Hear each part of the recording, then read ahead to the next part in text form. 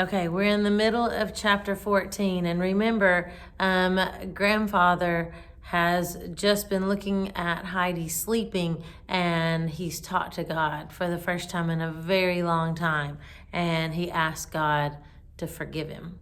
So here we go. Early the next morning, he stood in front of his hut and gazed quietly around him. The fresh, bright morning sun lay on mountain and valley. The sound of a few early bells rang up from the valley, and the birds were singing their morning songs in the fir trees. He stepped back into the hut and called up, "Come along, Heidi. The sun is up. Put on your best frock, for we're going to church together." Heidi was not long getting ready. It was such an unusual summons from her grandfather that she must make haste. She put on her smart Frankfurt dress and soon went down. But when she saw her grandfather, she stood still, gazing at him in amazement. "Why, grandfather," she exclaimed, "I never saw you look like that before. And the coat with the silver buttons? Oh, you do look nice in your Sunday coat." The old man smiled and replied, "And you too. Now come along." He took Heidi's hand in his, and together they walked down the mountainside. The bells were ringing in every direction now, sounding louder and fuller as they neared the valley, and Heidi listened to them with delight. "Hark at them, grandfather. It's like a great festival." The congregation had already assembled, and the singing had begun when Heidi and her grandfather entered the church at Dorfley and sat down at the back. But before the hymn was over, everyone was nudging his neighbor and whispering, "Do you see? Uncle is in church." Soon everybody in the church knew of Uncle's presence, and the women kept on turning around to look and quite lost their place in the singing. But everybody became more attentive when the sermon began, for the preacher spoke with such warmth and thankfulness that those present felt the effect of his words, as if some great joy had come to them all. At the close of the service, Uncle took Heidi by the hand, and on leaving the church, made his way towards the pastor's house. The rest of the congregation looked curiously after him, some even following to see whether he went inside the pastor's house, which he did. Then they collected in groups and talked over this strange event, keeping their eyes on the pastor's door, watching to see whether Uncle came out looking angry and quarrelsome, or as if the interview had been a peaceful one, for they could not imagine what had brought the old man down and what it all meant. Some, however, adopted a new tone and expressed their opinion that Uncle was not so bad after all as they thought, for see how carefully he took the little one by the hand. And others responded and said they had always thought people had exaggerated about him, that if he was so downright bad, he would be afraid to go inside the pastor's house. Then the miller put in his word. "Did I not tell you so from the first? What child is there who would run away from where she had plenty to eat and drink and everything of the best, home to a grandfather who was cruel and unkind, and of whom she was afraid?"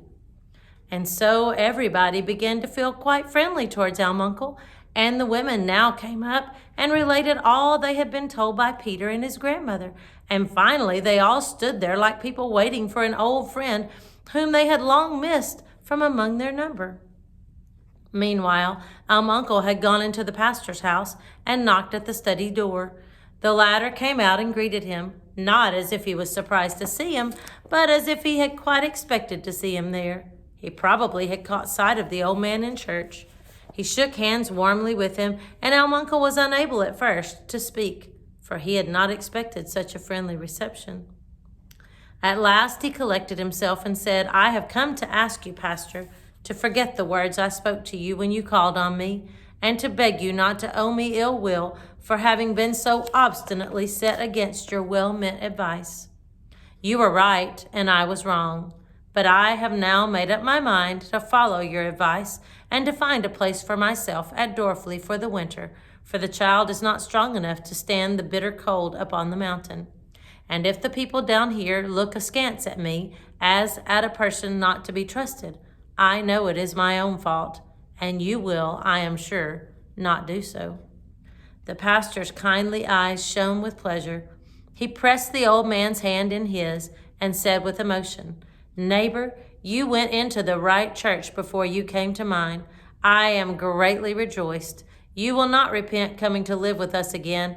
As for myself, you will always be welcome as a dear friend and neighbor, and I look forward to our spending many a pleasant winter evening together, for I shall prize your companionship, and we will find some nice friends too for the little one." And the pastor laid his hand kindly on the child's curly head and took her by the hand as he walked to the door with the old man. He did not say goodbye to him till they were standing outside, so that all the people standing about saw him shake hands as if parting reluctantly from his best friend.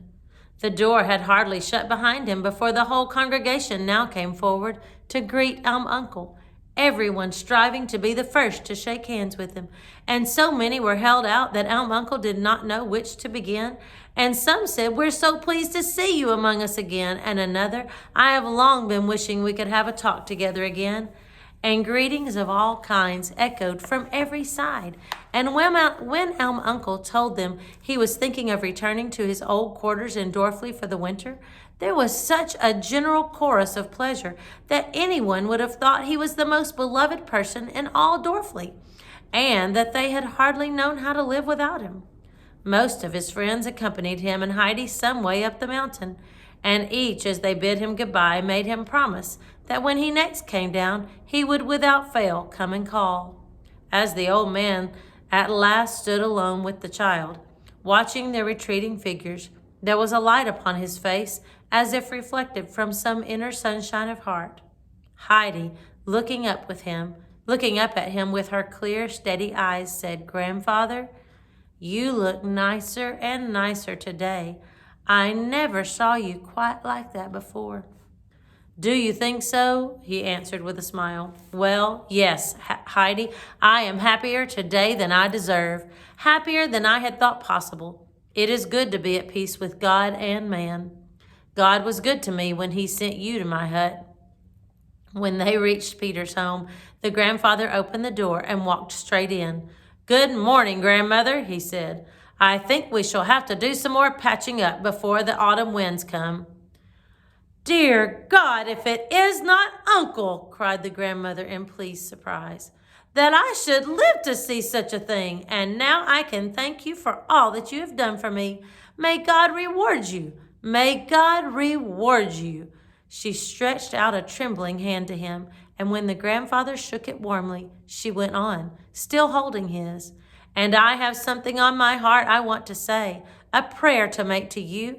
If I have injured you in any way, do not punish me by sending the child away again before I lie under the grass. Oh, you do not know what that child is to me." And she clasped the child to her, for Heidi had already taken her usual stand close to the grandmother.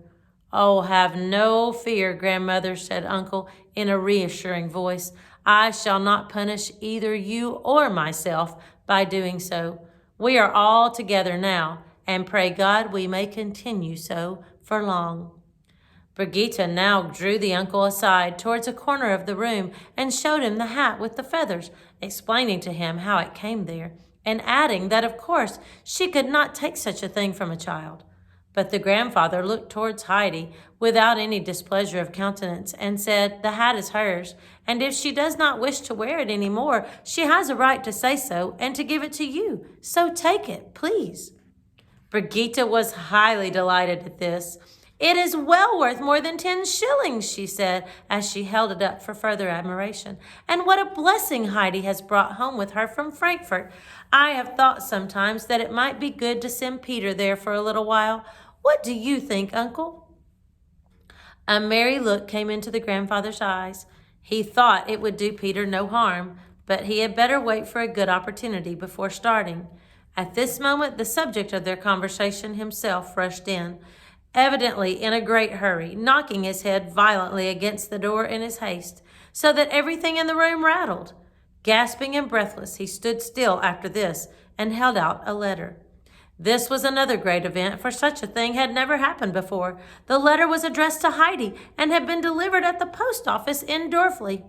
They all sat down round the table to hear what was in it, for Heidi opened it at once and read it without hesitation. The letter was from Clara.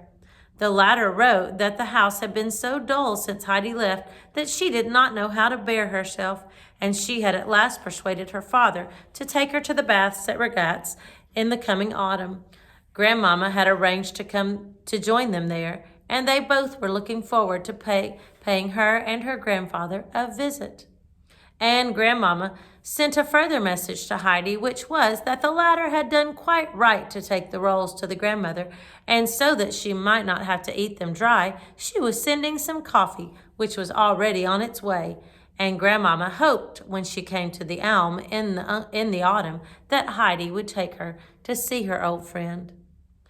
There were exclamations of pleasure and astonishment on hearing all this news, and so much to talk and ask about that even the grandfather did not notice how the time was passing.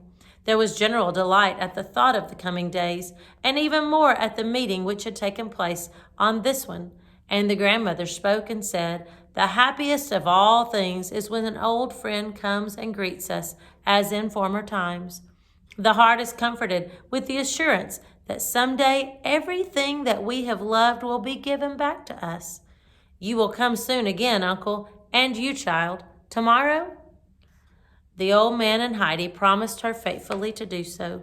Then it was time to break up the party, and these two went back up the mountain.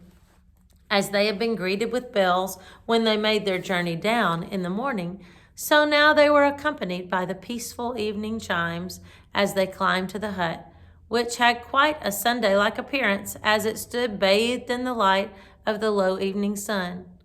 But when Grandmama comes next autumn, there will be many fresh joys and surprises, both for Heidi and for Grandmother. Without doubt, a proper bed will be put up in the hayloft, for wherever Grandmama steps in, there everything is soon in right order, outside and in. Wow. So Grandmama had helped Heidi to get to know God, to get her heart right. And then Heidi helped her grandfather to get to know God again. Wow. And you know what? Every one of us has people in our lives that we can help get to know God again or better or for the first time. All right. We'll read Preparations for a Journey when we meet again. Bye-bye.